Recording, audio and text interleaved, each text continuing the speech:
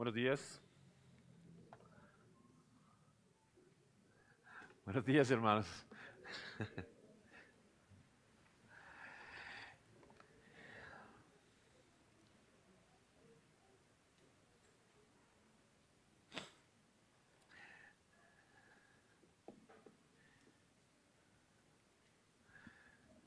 Las cosas no son como parecen, ¿verdad? Todos nosotros hemos escuchado cómo este mundo se ha jactado y se jacta de decir que es un mundo avanzado, progresista, es un mundo muy, muy moderno, muy adelantado. Eh, un mundo de vanguardia. Y en esa declaración de este mundo de ser tan moderno, incluso nosotros los cristianos hemos sido estigmatizados, marcados como aquellos culpables de no permitir que el mundo sea tan moderno como debería serlo. De ser nosotros los culpables de que nuestras culturas no sean tan de vanguardia como deberían serlo. Nos han llamado retrógradas, nos han llamado estancados, anticuados, etcétera. Pero al dar una mirada a uno de los aspectos más importantes en la cultura, y es la moral sexual, usted se puede dar cuenta que no vemos grandes avances. No hay tanta modernidad como se dice. Basta solamente comparar un poco la moral del siglo I con la moral sexual del día de hoy para darse cuenta que así como los apóstoles en su momento lucharon y resistieron contra estas costumbres, hoy nosotros como creyentes aún tenemos que hacerlo. Piense en algunas de las ciudades que son mencionadas en los textos bíblicos. Roma, el Imperio Romano, uno de los más famosos y grandes imperios en la historia del mundo. Una ciudad gobernada por gentiles que incluía dentro de sus preferencias la homosexualidad. El capítulo 1 de Romanos, el apóstol Pablo dice, las mujeres cambiaron el uso natural de sus cuerpos y los hombres se entregaron hombres con hombres a sus pasiones. Pero en esta ciudad, también dice el apóstol Pablo, el evangelio se mostró como el poder de Dios para salvación a todo el que cree. Corinto, otra infame y licenciosa ciudad, llena de adulterios, inmoralidad. Los hombres practicaban la homosexualidad. Algunos de los creyentes en Corinto estuvieron en algún tiempo dentro de estas prácticas.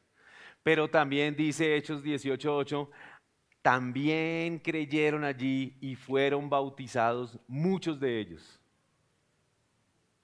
Galacia, los Gálatas.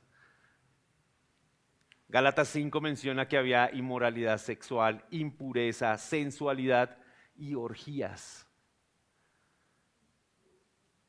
Pero los Gálatas fueron rescatados de la maldición de la ley. Y llegamos a Éfeso, lo que nos ocupa, la carta que escribe el apóstol Pablo a los Efesios.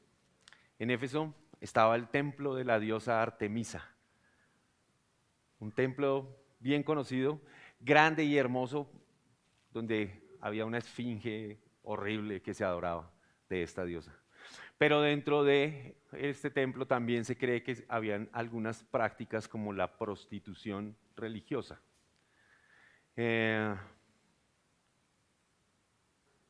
Pablo también dice que en Éfeso había sensualidad, había toda clase de impurezas.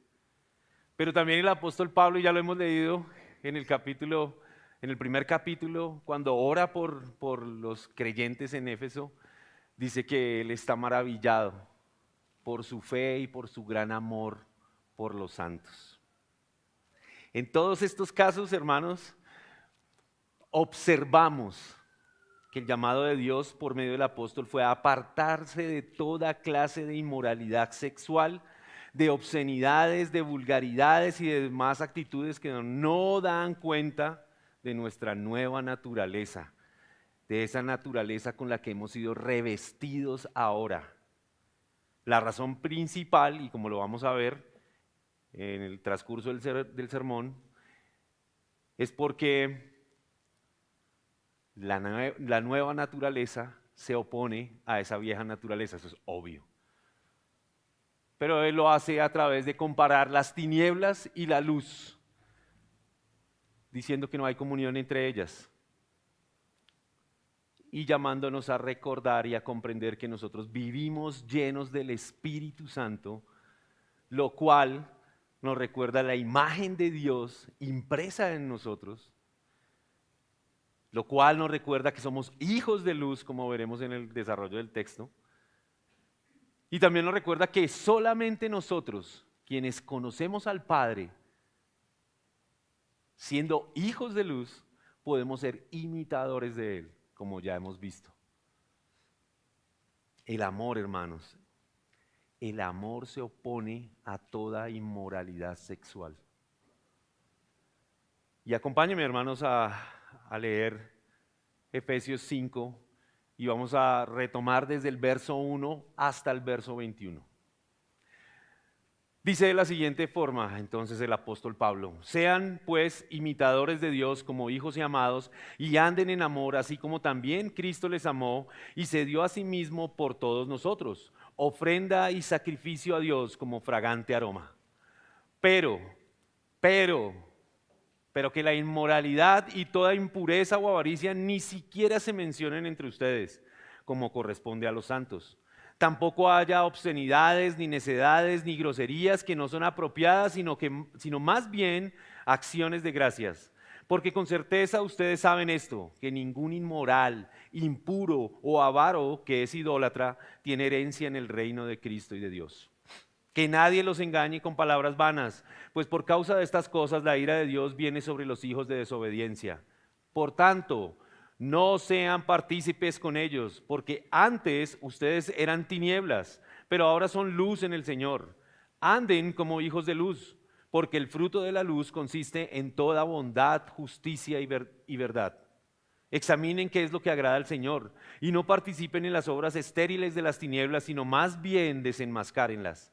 Porque es vergonzoso aún hablar de las cosas que ellos hacen en secreto, pero todas las cosas se hacen visibles cuando son expuestas por la luz, pues todo lo que se hace visible es luz. Por esta razón dice: despierta tú que duermes y levántate de entre los muertos y te alumbrará Cristo. Por tanto, tengan cuidado cómo andan, no como insensatos, sino como sabios, aprovechando bien el tiempo, porque los días son malos. Así pues, no sean necios, sino entiendan cuál es la voluntad del Señor y no se embriaguen con vino, en lo cual hay disolución, sino sean llenos del Espíritu. Hablen entre ustedes con salmos, himnos y cantos espirituales, cantando y alabando con su corazón al Señor. Den siempre gracias por todo, en el nombre de nuestro Señor Jesucristo, a Dios, el Padre. Sométanse unos a otros en el temor de Cristo. Amén. Señor, yo te pido, Dios mío, que nos ayudes a todos nosotros, Señor, a recibir tu palabra con mansedumbre y nobleza, Señor, a alumbrar las mentes y nuestros corazones, Señor, a través de tu palabra. Dios, ayúdanos a ser fieles a ella. Yo te ruego, Señor, por mis hermanos, por sus corazones, por sus mentes, Señor, para que les ayudes y les asistas a través de la obra de tu Espíritu, a través de tu palabra, Señor, también obrando en medio de sus corazones. Y te ruego, Señor, que me ayudes a ser fiel, Dios, que me ayudes a glorificar tu nombre, a guardar con celo, Señor, lo que tu palabra dice. Te pedimos esto en el nombre de Cristo Jesús. Amén. Hermanos, trataremos de ver 3 puntos fundamentales de este texto. Versos 3 al 7, las implicaciones que tiene la inmoralidad. Versos 8 al 13, cómo nosotros ahora, estando en Cristo, por medio del Evangelio, que es la luz que alumbró nuestras tinieblas. Y por último, versos 14 al 21, el llamado de Dios para todos los creyentes. El riesgo y el alcance o las implicaciones de la inmoralidad, hermanos. La inmoralidad sexual, hemos dicho, se contrapone, es lo opuesto al amor de Dios. El comportamiento de este mundo está viciado, está lleno, bañado de la depravación del hombre sin Dios. Esta depravación significa que todas las áreas han sido afectadas por el pecado. La naturaleza caída busca la inmoralidad y toda clase de inmundicia. Pero nuestro llamado como cristianos es a no ser engañados por la sutileza de ese error, a no hacernos partícipes con ellos y a entender que tenemos una oportunidad aquí y ahora de vivir una vida santa. Dice el apóstol Pablo del verso 3 al verso 7, pero que la inmoralidad y toda impureza o avaricia ni siquiera se mencionen entre ustedes como corresponde a los santos. Tampoco haya obscenidades, ni necedades, ni groserías que no son apropiadas, sino más bien acciones de gracias. Porque con certeza ustedes saben esto, que ningún inmoral, impuro o avaro que es idólatra tiene herencia en el reino de Cristo y de Dios. Que nadie los engañe con palabras vanas. Pues por causa de estas cosas la ira de Dios viene sobre los hijos de desobediencia.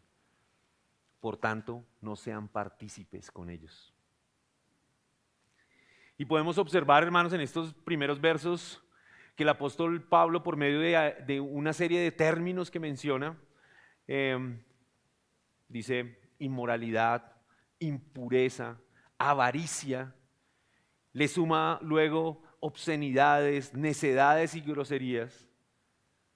Y aunque parece casi obvio que estas cosas no deberían nombrarse ni siquiera en medio de nosotros, hoy estas cosas deben ser recordadas. Hoy entre nosotros estas cosas deben ser recordadas. El apóstol se encarga de mostrarle a los creyentes en Éfeso y a todos nosotros las dimensiones correctas y las implicaciones del pecado en el área sexual.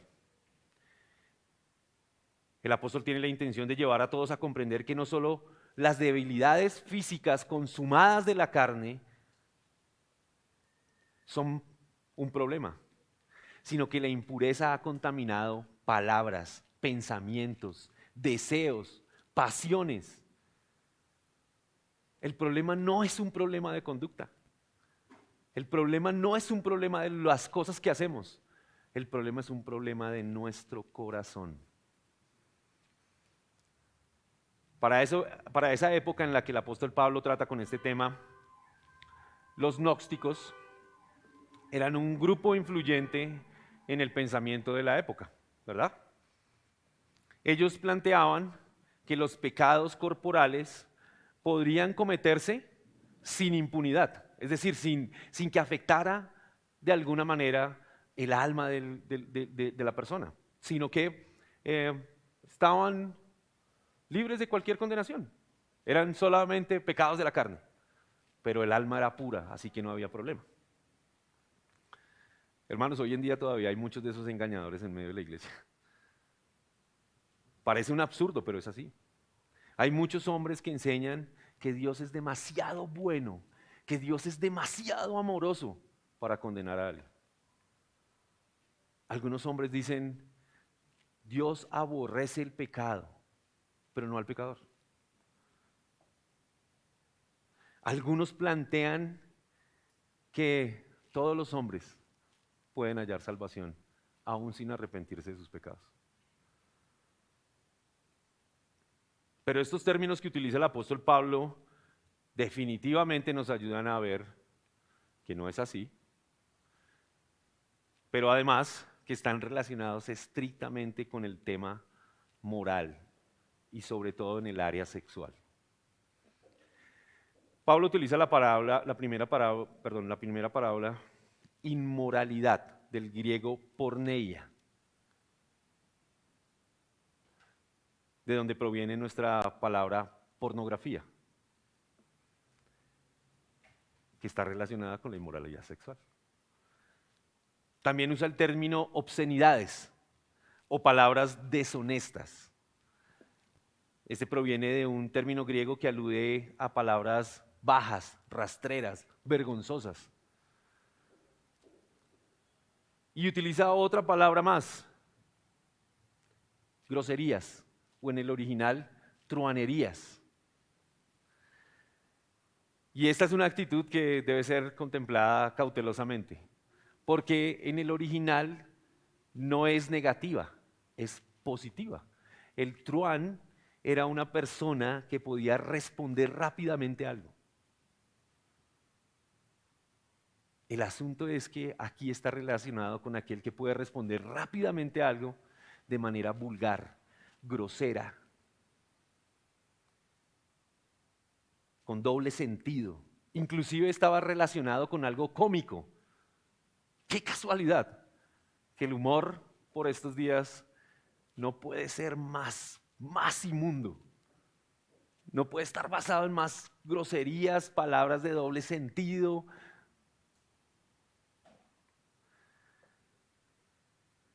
Hermanos, Pablo lo que se empeña en mostrarnos al utilizar tantos términos es tener una perspectiva más amplia de las implicaciones del pecado.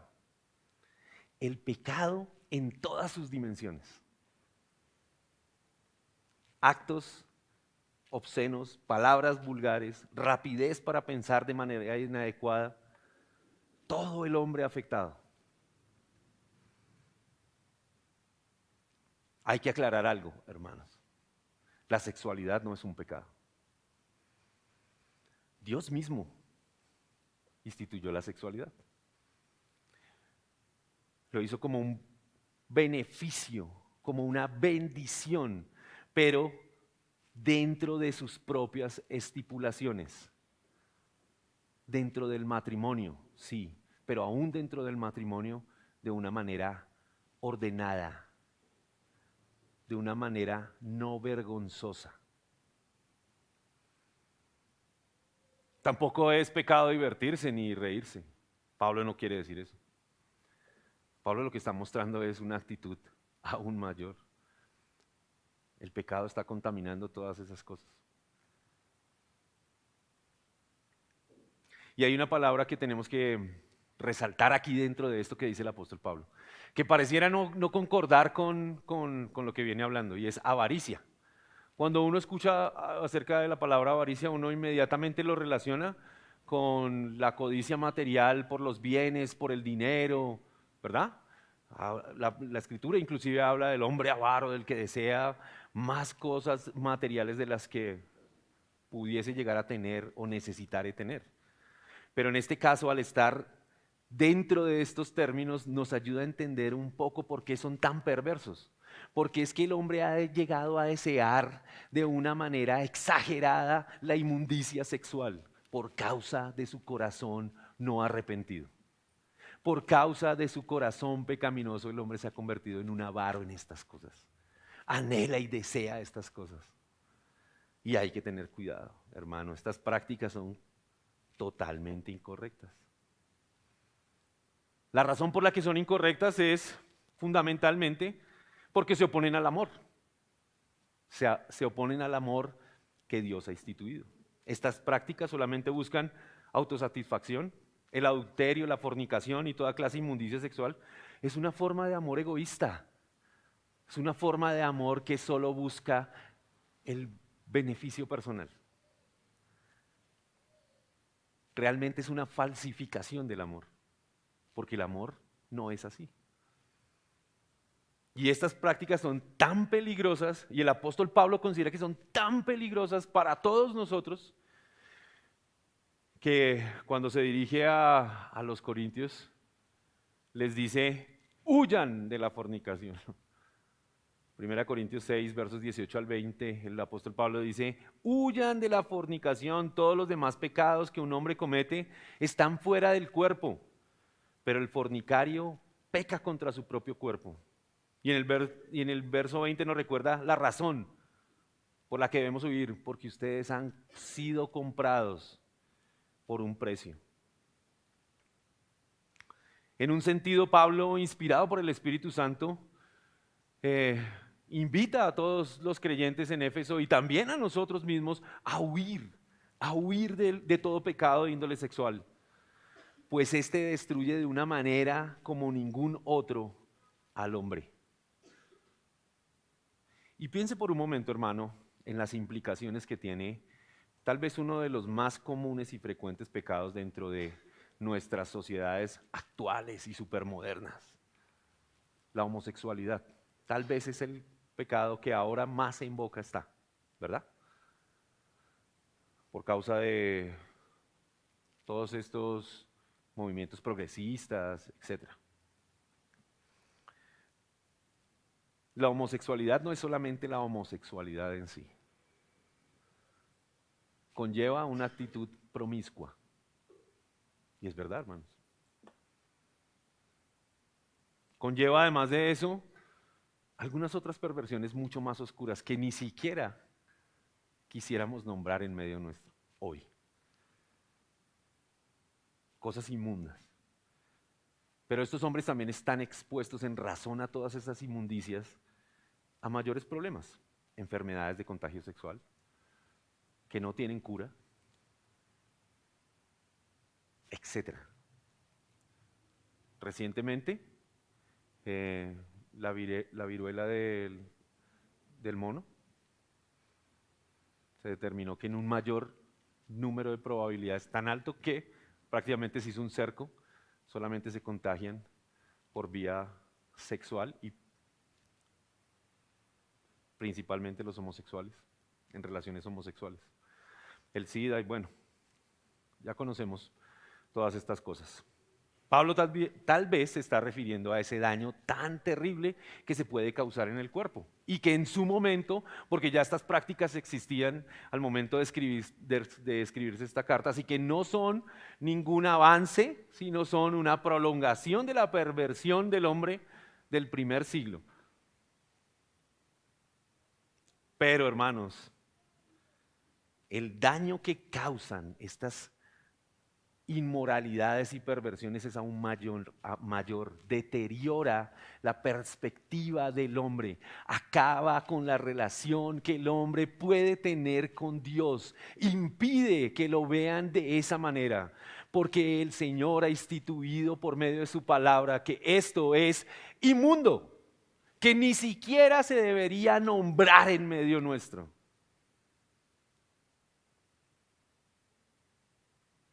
El efecto de estas conductas no es menor, es devastador en la vida de una persona.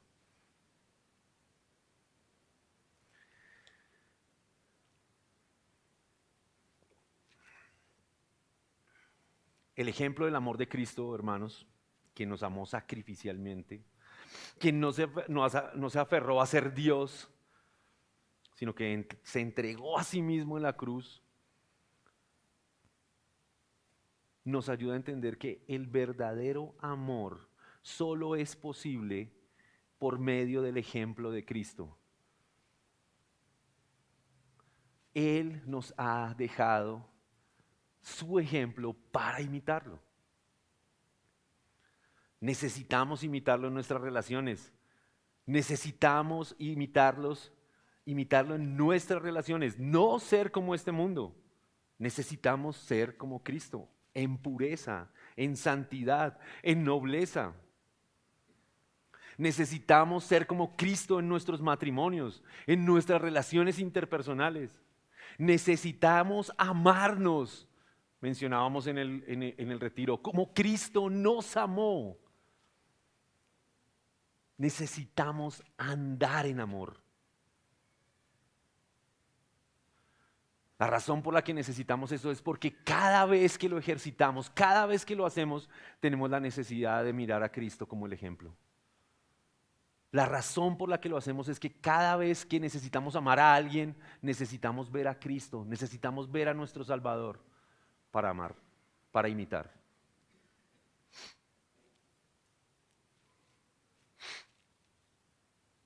El deseo de este mundo, hermanos, es pervertir lo que Dios ha creado. Por eso se ha empeñado en destruir el matrimonio, la familia. Por eso se ha empeñado en no aceptar el diseño de Dios para hombre y mujer. Por eso pretende destruir esa imagen de Dios puesta en nosotros. Pero para ello también se ha valido de algunos argumentos que suenan muy bien, que suenan bonitos, pero que realmente son un engaño, hermanos. Y hay un término que me llamó la atención al estudiar este texto, y es autoindulgencia. Es un término muy común. Tal vez no es un término que nosotros conozcamos muy bien, pero es un término muy común entre nuestra cultura. La autoindulgencia se define como una característica del corazón que tiende a ver nuestros pecados como algo insignificante. El mundo dice de la autoindulgencia que la autoindulgencia es saber perdonar nuestros errores. Pero más bien la autoindulgencia es la tendencia a engañarnos acerca de las implicaciones y la gravedad del pecado. Y que quiere hacernos pensar que nosotros mismos podemos perdonar nuestros pecados. Y observe cómo lo dice Santiago al escribir a los hermanos que están dispersos. Santiago 1, versos 13 al 16. Que nadie diga cuando es tentado, soy tentado por Dios, porque Dios no puede ser tentado por el mal, y Él mismo no tienta a nadie, sino que cada uno es tentado cuando es llevado y seducido por su propia pasión. Después, cuando la pasión ha concebido, da a luz el pecado. Y cuando el pecado es consumado, engendra la muerte. Termina diciendo Santiago, amados hermanos míos, no se engañen. El único remedio, hermanos, contra esa actitud autoindulgente es el arrepentimiento. Todos sabemos que somos perdonados en Cristo. Él es nuestro abogado intercesor. Él ha intervenido para el perdón de nuestros pecados. Pero también ha determinado que nosotros nos presentemos delante de Él para reconocer nuestras faltas, para reconocer nuestros pecados. Y teniendo plena certidumbre de fe, encontremos perdón en Él. Esto es lo que Él ha instituido. Primera de Juan dice en el capítulo 1, versos 9 al 10, si confesamos nuestros pecados, Él es fiel y justo para perdonar los pecados y para limpiarnos de toda maldad. Si decimos que no hemos pecado, lo hacemos a Él mentiroso y su palabra no está en nosotros. Salomón le escribe a su hijo diciéndole, el que encubre sus pecados no prosperará, pero el que los confiese y los abandona hallará misericordia. Hermanos, esta es una invitación del apóstol Pablo a arrepentirnos, no a tener ese falso miedo, a arrepentirnos, a ese arrepentimiento que viene con el abandono de nuestros pecados.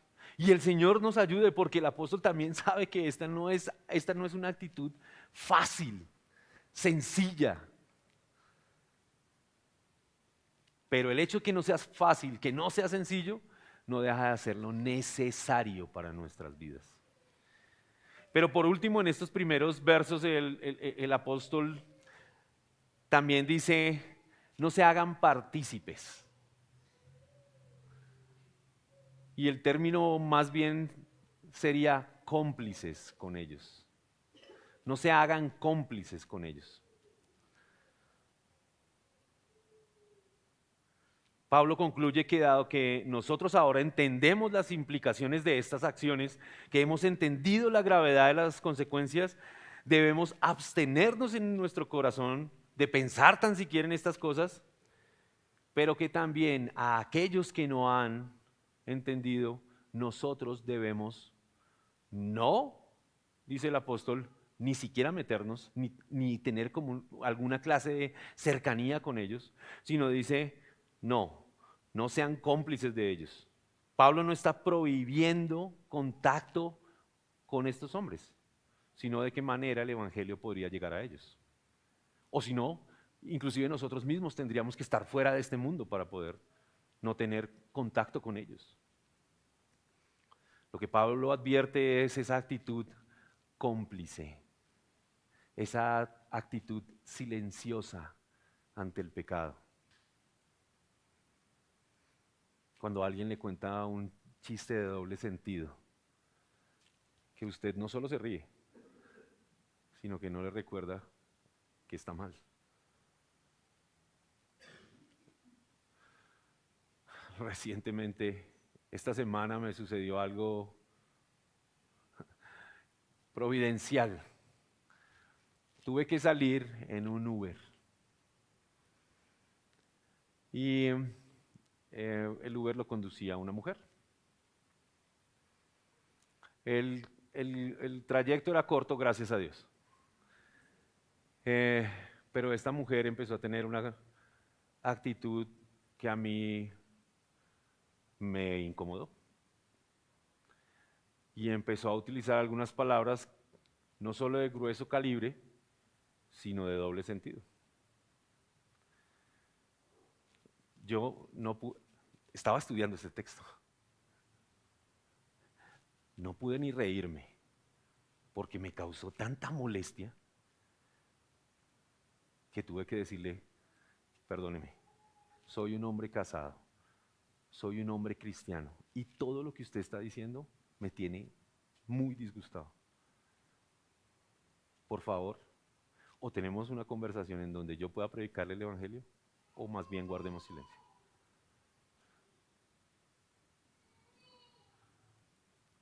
Necesitaba decirle que no voy a ser cómplice de sus palabras. Me estaba contando unas cosas que yo, etcétera, hermanos, ni siquiera quiero pensarlas.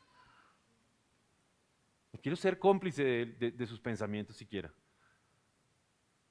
A raíz de eso, ella se calmó y me permitió hablarle un poco del evangelio. Pero a veces nosotros nos hacemos cómplices, hermanos. A veces nosotros no queremos tener ninguna reacción ante aquel que cuenta el chiste de doble sentido, aquel que responde con una palabra grosera, vulgar o que nos ofende o que sabemos que ofende a Dios. Y no es fácil, pero la advertencia del apóstol Pablo tiene mucho que ver con lo que sucedió también con Lot. Usted recuerda la historia de Abraham y Lot, ¿verdad? Cuando tuvieron que separarse. Y Génesis 13 dice que los hombres de Sodoma eran malos y eran pecadores en gran manera. Pero él decidió cada vez estar más cerca, más cerca, más cerca. Bueno, si compartimos nosotros las prácticas, también podemos llegar a compartir su condenación. Y si sucediera que compartimos estas cosas, tal vez es una muestra clara, hermanos, que como veremos ahora no somos hijos de luz, sino que nos conducimos como ellos, con una actitud de una falsa moral, de una falsa piedad. Pero el apóstol continúa adelante mostrando que ahora algo puede ocurrir en el futuro. Y para ello nos muestra el pasado. Efesios 5, versos 8 al 13. Porque antes ustedes eran tinieblas, pero ahora son luz en el Señor. Anden como hijos de luz, porque el fruto de la luz consiste en toda bondad, justicia y verdad. Examinen qué es lo que agrada al Señor y no participen en las obras estériles de las tinieblas, sino más bien desenmascárenlas. Porque es vergonzoso aún hablar de las cosas que ellos hacen en secreto, pero todas las cosas se hacen visibles cuando son expuestas por la luz, pues todo lo que se hace visible es luz. En este espacio del capítulo, el apóstol utiliza un simbolismo entre las tinieblas y la luz. Él está dando una perspectiva acerca de nuestras vidas sin Cristo, tinieblas, y ahora nuestra vida en Cristo, la luz. Y Pablo ya ha afirmado esto en el capítulo 4, en los versos 17 al 20. Él ha dicho, esto digo pues y afirmo juntamente con el Señor, que ustedes ya no anden así como andaban los gentiles en la vanidad de su mente. Ellos tenían entenebrecido su entendimiento y estaban excluidos de la vida de Dios por causa de la ignorancia que había en ellos. Pero mire que Pablo dice a los creyentes en Éfeso que están en presente. Él no dice que están en presente. Él no dice, él dice que ustedes eran tinieblas. No dice ustedes están en tinieblas. Él dice ustedes eran tinieblas en pasado, pero ahora también dice son luz en el Señor. Antes de venir a Cristo, toda nuestra existencia era oscuridad. Nuestra conducta era oscura porque nuestro corazón estaba en tinieblas. No teníamos comprensión de la vida de Dios. Nada, en absoluto, no la entendíamos. Éramos hijos de tinieblas, hijos de desobediencia. Por naturaleza, dice Pablo, hijos de ira. Y yo sé que puede resultar difícil aceptar y entender, pero hermano, nuestros más decentes y honestos familiares, nuestros más cercanos y apreciados amigos, mientras no están en Cristo, son hijos de tinieblas, son hijos de la ira, son hijos de desobediencia. No pueden ser llamados de otra manera, hermanos, y nosotros deberíamos sentir dolor por esto. Deberíamos sentirnos terriblemente mal en entender que hay muchos afuera aún que necesitan escuchar el Evangelio, que necesitan que desenmascaremos las obras de las tinieblas por medio de la predicación del Evangelio, que es luz. Y solo existen dos tipos de paternidad, espiritualmente hablando, y al final de nuestras vidas las comprenderemos más claramente. O somos hijos del Dios Altísimo y moraremos eternamente con Él, o nuestro padre es el diablo y las tinieblas y la oscuridad serán el lugar donde estaremos.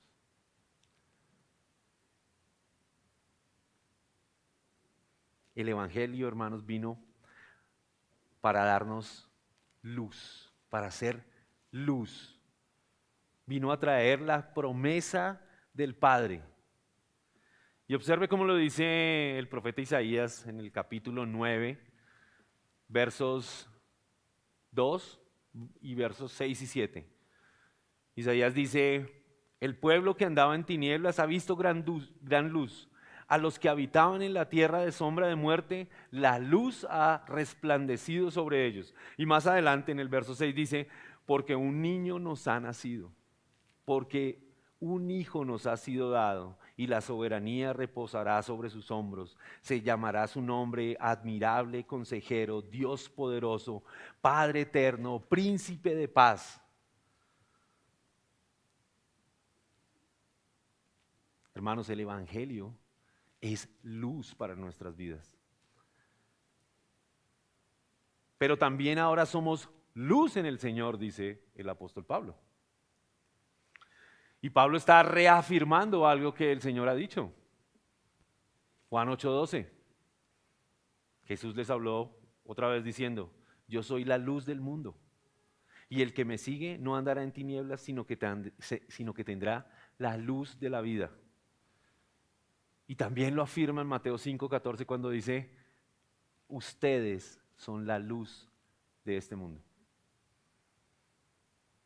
Los hermanos en Éfeso, usted y yo, todos nosotros, cuando fuimos alcanzados de las tinieblas a la luz de Cristo, nos convertimos en luz para este mundo. A causa de nuestra unión con Cristo. Por esta razón, hermanos, nosotros debemos vivir de acuerdo a esa naturaleza que tenemos ahora. Tenemos la responsabilidad de vivir a la luz de esa naturaleza que ahora tenemos. Pero no solamente estamos unidos a aquel, sino que esa naturaleza mora en nosotros. Pero ¿qué significa esto de forma práctica? ¿Cómo luce esto prácticamente en la vida de cada uno de nosotros? Bueno, Pablo utiliza una metáfora, una analogía acerca del fruto, de cómo un árbol da fruto. Y dice, entonces ustedes deben dar frutos. Si usted tiene una nueva naturaleza, usted da un fruto de acuerdo a esa nueva naturaleza. Y él utiliza 3 términos. Utiliza bondad, justicia y verdad. Pablo, por medio de esta analogía, nos recuerda que la unión con Cristo hace que nosotros demos un fruto de toda bondad. Y nos deja, el término que se utiliza para ese fruto, para esa toda bondad del griego es agatosune. Nos deja ver más plenamente y de manera más sublime que se refiere a una excelencia moral,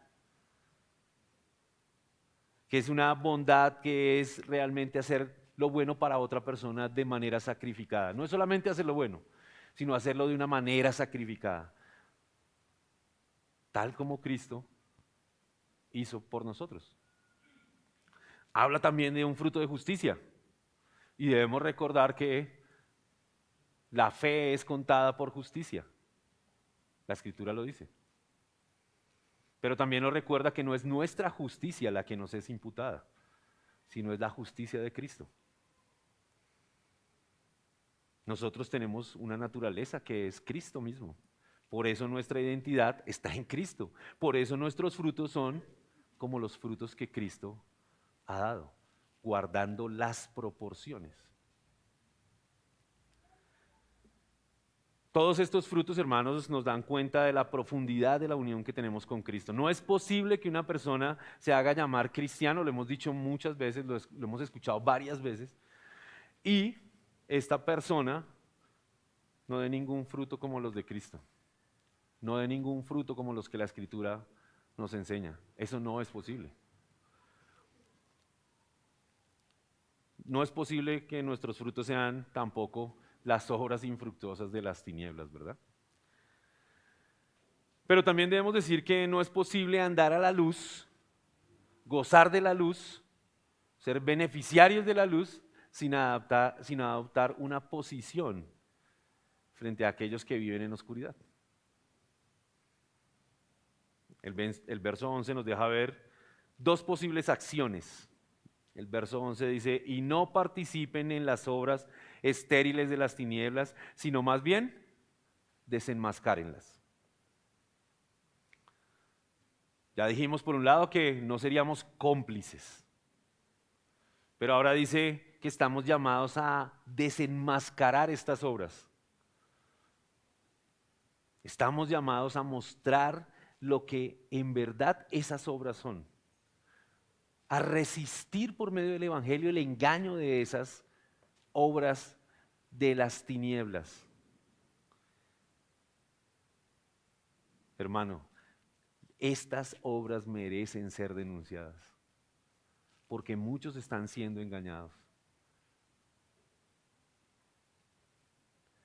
A esto hemos sido llamados, a proclamar el Evangelio, a proclamar las buenas nuevas de salvación, a decirle al mundo que es pecado.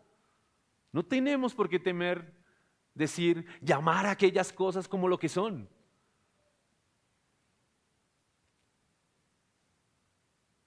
Por último, mis hermanos, el apóstol hace un llamado a todos los creyentes. Y tal vez esta es la razón fundamental por la que nosotros ahora podemos contemplar todas estas obras como posibles. Dice el verso 14, por esta razón dice, despierta tú que duermes y levántate de entre los muertos y te alumbrará Cristo. Por tanto, tengan cuidado de cómo andan, no como insensatos, sino como sabios, aprovechando bien el tiempo, porque los días son malos. Así pues, no sean necios, sino entiendan cuál es la voluntad del Señor y no se embriaguen con vino, en lo cual hay disolución, sino sean llenos del Espíritu. Hablen entre ustedes con salmos, himnos y cantos espirituales, cantando y alabando con su corazón al Señor. Den siempre gracias por todo. En el nombre de nuestro Señor Jesucristo, a Dios el Padre, sométanse unos a otros en el temor de Cristo. Despiértate tú que duermes. Y hay una hermosa semejanza de este llamado con el que hace el profeta Isaías en el capítulo 60, verso 1. Dice, levántate, resplandece, porque ha llegado tu luz y la gloria del Señor ha amanecido sobre ti. Y hay una discusión y no es nuestra intención, ni siquiera creo que sea la intención del apóstol Pablo, llegar a determinar si esta es una adaptación o es una mención al capítulo 60 de Isaías. No, hay inclusive una discusión de que se trata de un canto antiguo bautismal que cantaba el neófito para reconocer que ahora había sido alumbrado por la luz de Cristo. Pero no es nuestra intención discutir o llegar a un acuerdo respecto de esto, pero sí podríamos decir que esta mención tiene un doble sentido, una doble vía, más bien. Por un lado, despiértate tú que duermes, es un llamado al que está dormido, al que está muerto en las tinieblas del pecado. La conversión no es nada menos que ser despertados de ese sueño de muerte en el que nuestros corazones y nuestras mentes estaban. Levantarnos de los muertos y ser traídos fuera de la oscuridad a la luz de Cristo es un acto que solo el Señor en su gracia puede hacer. Pero por otro lado también despiértate tú que duermes es una apelación a aquellos que están andando en las tinieblas del pecado. Es una apelación a todos nosotros, a que recordemos que el arrepentimiento genuino es andar a la luz de Cristo. Que no es otra cosa que conducirnos de una manera coherente. En ambos casos, tanto para aquel que es un inconverso como para aquellos que son creyentes, es una enorme muestra de la provisión de Dios en Cristo para nosotros. Despiértate, tú que duermes, y te alumbrará la luz de Cristo. Le dice Salomón a su hijo en el libro de Proverbios, y lo cual resume un poco lo que el apóstol Pablo quería decir. Pero la senda de los justos es como la luz de la aurora, que va aumentando el resplandor hasta que el día es pleno. El camino de los impíos, por el contrario, es como las tinieblas. No saben con qué tropiezan. Hermanos, por otro lado, el apóstol también con todo esto nos llama a los creyentes a andar como sabios. Y él sabe que la sabiduría cristiana es enormemente práctica. La razón es porque, como lo dice el verso 15, nosotros no andamos como insensatos. Nosotros andamos aprovechando bien el tiempo. Pablo ha sido reiterativo en esta última porción de la carta a que nosotros debemos andar de alguna manera. Él ha dicho, no anden como los paganos.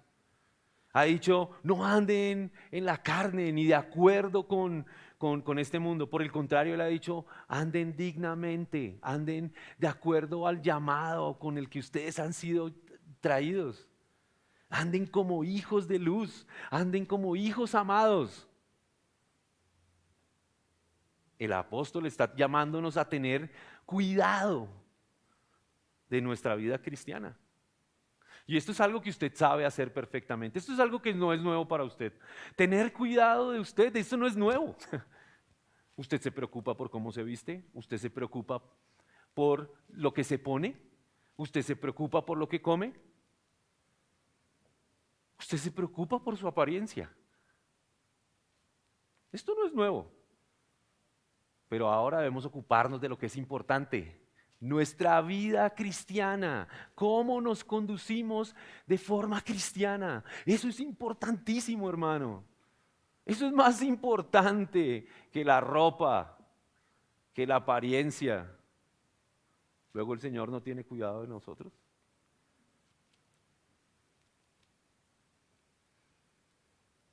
No podemos ser, como dice una traducción, no sean tontos cuando se refiere a los necios. No anden como necios, no anden como un tonto. Ocúpense de las cosas que son importantes. Pero observe cómo el apóstol Pablo ahora hace que todo esto que ha dicho hasta acá sea importante, que ahora sí tenga todo el sentido cristiano. Y no se embriaguen con vino, verso 18, en lo cual hay disolución, sino sean llenos del Espíritu. Si el apóstol Pablo no hubiera puesto este verso ahí, hermano, todo sería una obra vana de la carne, un esfuerzo suyo por hacer cosas buenas. Es decir, un esfuerzo inoficioso, infructífero.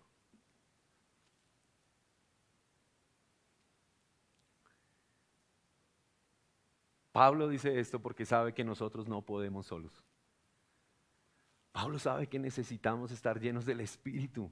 Necesitamos poder hacer esto. Y para esto nosotros no tenemos suficientes fuerzas. No somos capaces, ninguno de nosotros sin Cristo podría hacer.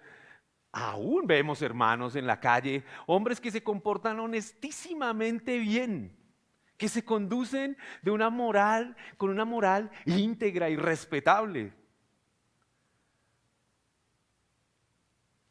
Pero es basura delante del Señor, porque ellos no están llenos del Espíritu. Pero entonces surge la pregunta, ¿cómo un creyente puede ser lleno del Espíritu? ¿Cómo es ser llenos del Espíritu? ¿Qué es lo que quiere Pablo que hagamos? ¿A qué quiere invitarnos el apóstol Pablo? Hay que decir algo, hermanos, antes de ir al fondo de esto. Primero, es un imperativo. Sed. Es una obligación. Es un imperativo del apóstol Pablo. Pero también por la conjugación en plural, sed llenos, también vemos que es plural. Es para todos. No se está refiriendo a un solo, sea tal lleno, sino sed todos llenos. Y podemos verlo un poco más cuando observamos el idioma original, porque también esta forma en la que está escrito gramaticalmente nos deja ver en el idioma original que la acción está de forma pasiva. Es decir, que el sujeto no la puede realizar. Es decir, Pablo está diciendo algo así como, déjense ser llenos del Espíritu. Es lo que de alguna manera quiere decir el apóstol. Pero también lo dice en presente. Todas estas cosas son importantes para que entendamos que lo que Pablo está diciendo es, ahora todos nosotros debemos ser llenos del Espíritu Santo. ¿Cómo es que luce esto? Hermanos, no se trata de una forma extraña ni extravagante de comportarse, no se trata de una forma extraña de reírse, jajaja, y caer al piso. No, hermanos, no se trata de nada de eso. Pablo está hablando de una forma de conducirse que es controlada, dominada por el Espíritu Santo. Y la forma en la que Pablo lo explica más claramente es por medio de la embriaguez. No os embriaguéis con vino, porque en ello hay disolución. Pablo ya ha utilizado en otro momento un ejemplo también para dar a entender lo que significa estar dominado por algo, ¿verdad? Porque cuando usted ingiere grandes cantidades de alcohol, su conducta está dominada por la embriaguez. Pablo ya lo ha explicado, ha dicho, airaos, pero no pequéis. La ira es un sentimiento justo cuando obedece a razones justas. Pero cuando usted está dominado por la ira, cuando usted ha perdido el control de su vida por la ira, usted peca. ¿Verdad? Pablo lo que quiere que entendamos es que nosotros necesitamos vivir una vida dominados por el Espíritu Santo.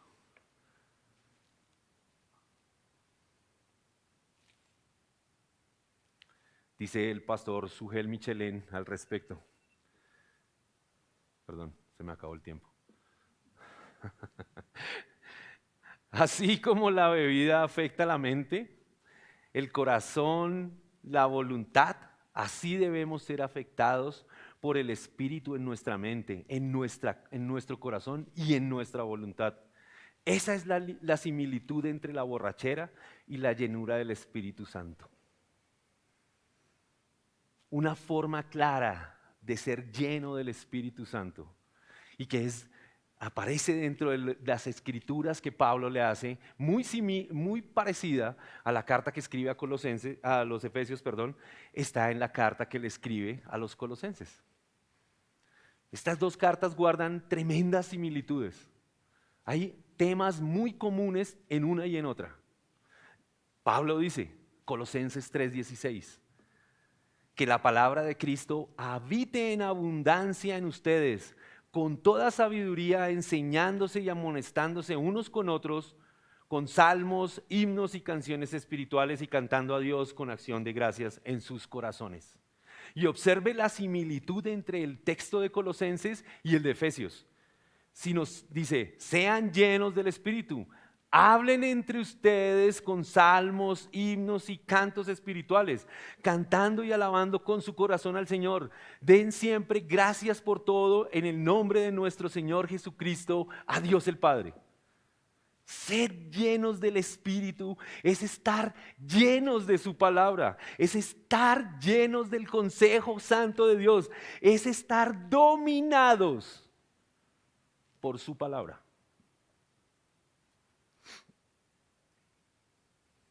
Ahora sí, el creyente, dominado por su palabra, es un hombre sabio. No es un necio. Sabe que el tiempo es un recurso valioso y aprecia. Sabe que los días son malos, que el tiempo para ser santo es ahora, que el tiempo para predicar el evangelio es ahora, para desenmascarar las obras de las tinieblas es ahora, hermano.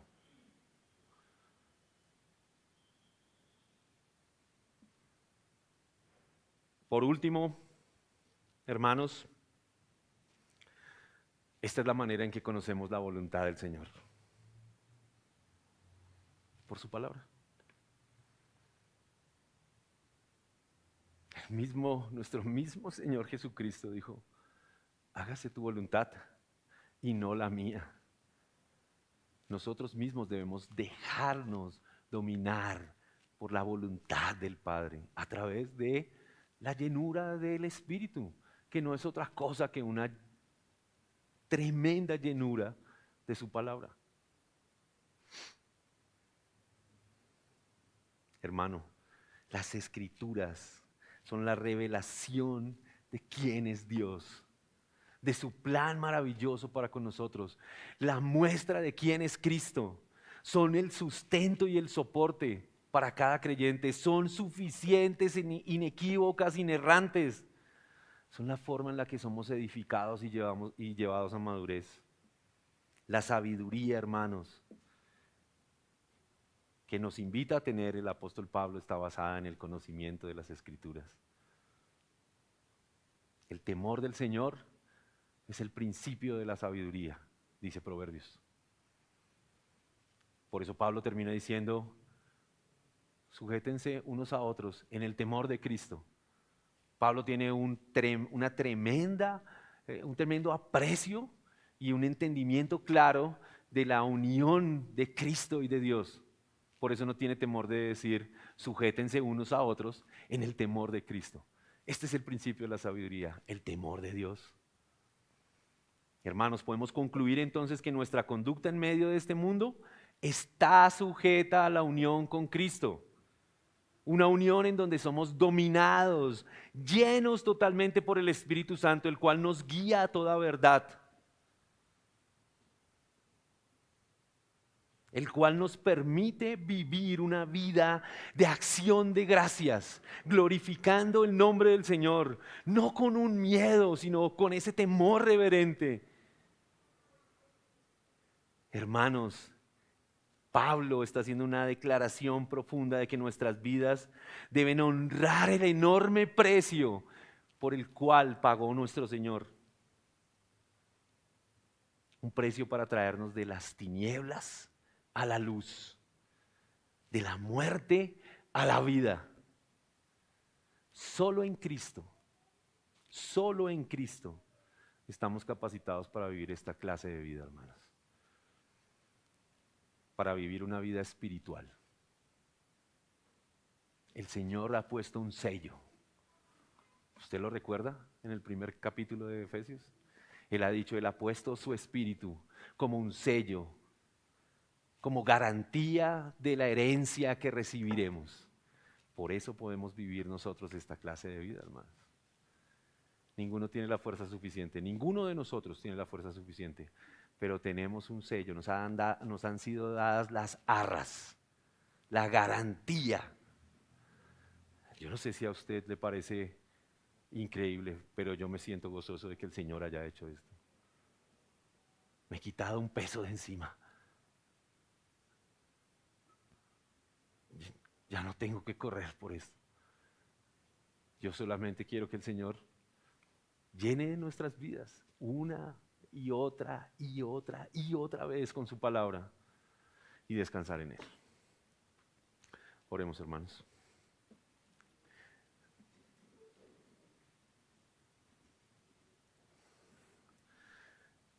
Padre, queremos darte toda la gloria, Señor. Gracias, Dios mío, porque has puesto un sello sobre nosotros, Dios.